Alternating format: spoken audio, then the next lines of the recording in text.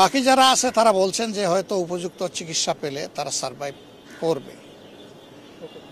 আমরা প্রথমত আল্লাহর দরবারে দোয়া করছি যে আমাদের একটা ছেলে মেয়েও যেন এই অবস্থায় দুনিয়া থেকে বিদায় না নেয়, আল্লাহ যেন সবাইকে হায়াত ফিরিয়ে দেন।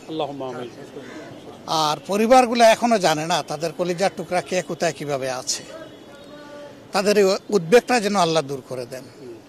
চিকিৎসা সেবায় যারা নিয়োজিত আছেন আমরা বলে এসেছি, বার্নিটিতে ইনশাল্লাহ আমরা যাব, তারা যেন তাদের সর্বোচ্চটা দিয়ে তারা চেষ্টা করেন।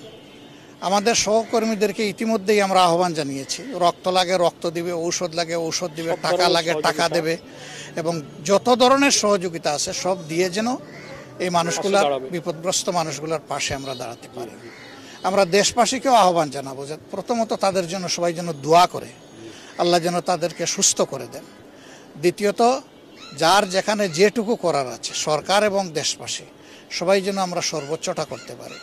তৃতীয় আমাদের অনুরোধ থাকবে যে এই ধরনের সেন্সিটিভ জোনে যেন ভবিষ্যতে আর এই ধরনের ট্রেনিং দেওয়া না হয়, কারণ ট্রেনিং লার্নার যে প্লেন এগুলার এইটাই কিন্তু প্রথম অ্যাক্সিডেন্ট না, এর আগেও অনেকগুলা বিপজ্জনক অ্যাক্সিডেন্ট হয়েছে এবং জানমালের ক্ষয়ক্ষতি হয়েছে।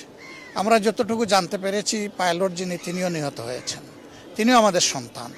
তার জন্য আমরা দোয়া করি আল্লাহ যেন তাকে ক্ষমা করেন এবং জান্নাত দান করেন। এখানে এই প্লেন ক্রাশে ইতিমধ্যে যদি আর কেউ এরকম নিহত হয়ে থাকেন তাদের জন্য আমাদের একই দোয়া থাকলো, এবং আমরা সবাই মিলে ইনশাল্লাহ এই বিপদ যাতে